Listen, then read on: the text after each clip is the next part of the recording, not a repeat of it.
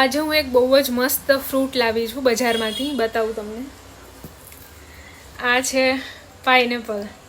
જો આ પાઇનેપલને છે ને હું અત્યારે નથી કાપવાની, કારણ કે જો આ નીચે પીળું છે ને ઉપર લીલું છે, તો આ લીલો ભાગ છે ને આ થોડા દિવસ મૂકી રાખશું ને એટલે પીળો થઈ જશે.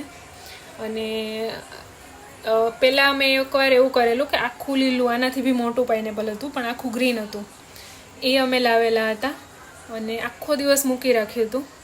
અને એ આખો દિવસ નહીં, 4-5 દિવસ મૂકી રાખ્યું હતું તો આખું પીળું થઈ ગયું હતું. તો મને લાગે અત્યારે જો આટલું જ લીલું છે ઉપરનો ભાગ, તો 1 કે 2 દિવસમાં જ પીળો થઈ જશે. અને હું તમને બતાવીશ રીલમાં, અને પછી કાપીશ. અને મારી પાઇનેપલ કાપવાની રીત અલગ છે, એ પણ બતાવીશ તમને.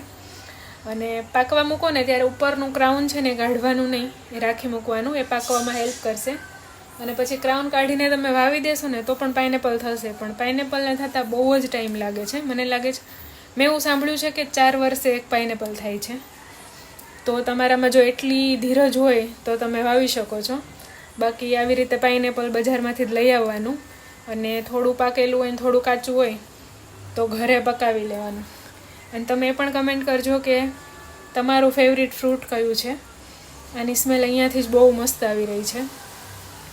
હવે જોઈએ કે આ કેટલા દિવસમાં પાકે છે, અને બીજા બધા ફ્રૂટ કયા કયા સિઝનલ છે. હવે આની સિઝન કઈ છે એ પણ નથી ખબર, અમને દેખાયું એટલે અમે લેતા આવ્યા. પણ તમે કમેન્ટ કરજો કે પાઇનેપલની સિઝન કઈ હોય છે. અને હવે આપણે વાત કરશું પાઇનેપલ વિશેની અવનવી વાતો.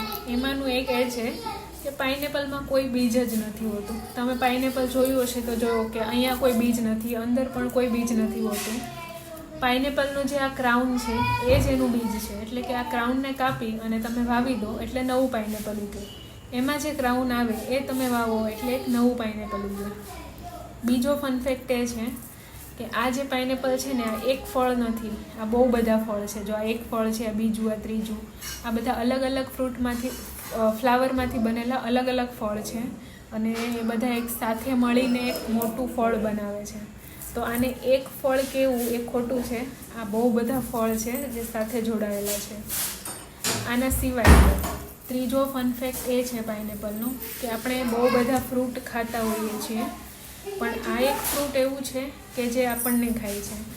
એટલે તમે જ્યારે પાઇનેપલ ખાઓ ને ત્યારે તમારી જીભ ઉપર બળતરા થતી હોય છે, એ તમે જોયેલું જ હશે. અને પાઇનેપલ આપણને ખાય છે એટલે કે માંસને બ્રેકડાઉન કરે છે. એટલે જે લોકો માંસ રાંધતા હોય ને એ લોકો માંસને મેરિનેટ કરવા માટે રાંધતા પહેલાં એને પાઇનેપલના પાણીમાં મૂકી દે, એટલે એ માંસ છે ને સોફ્ટ થઈ જાય અને પછી એને રાંધવું સાવ ઇઝી થઈ જાય એટલા માટે. અને ત્રીજી વસ્તુ એ છે કે પાઇનેપલને ઉગાડવા માટે છે ને 2 થી 3 વર્ષ લાગે છે. એટલે પાઇનેપલ એટલું મોટું થઈને પાકે ને ત્યાં સુધીમાં 2 થી 3 વર્ષ થઈ જાય. એટલે તમે જો પાઇનેપલની ખેતી કરતા હોય ને કે ઘરે પાઇનેપલ વાવેલું હોય તો બહુ જ ધીરજ રાખવી પડે, કારણ કે 2 થી 3 વર્ષ થાય આ ફળને પાકતા. પણ આ એટલું ટેસ્ટી હોય ને તો આપણને એવું થાય કે 2 થી 3 વર્ષ વાટ જોવી એ પણ કાંઈ બહુ ના કહેવાય. અને પાઇનેપલ કોનું કોનું ફેવરિટ છે એ કમેન્ટ કરો.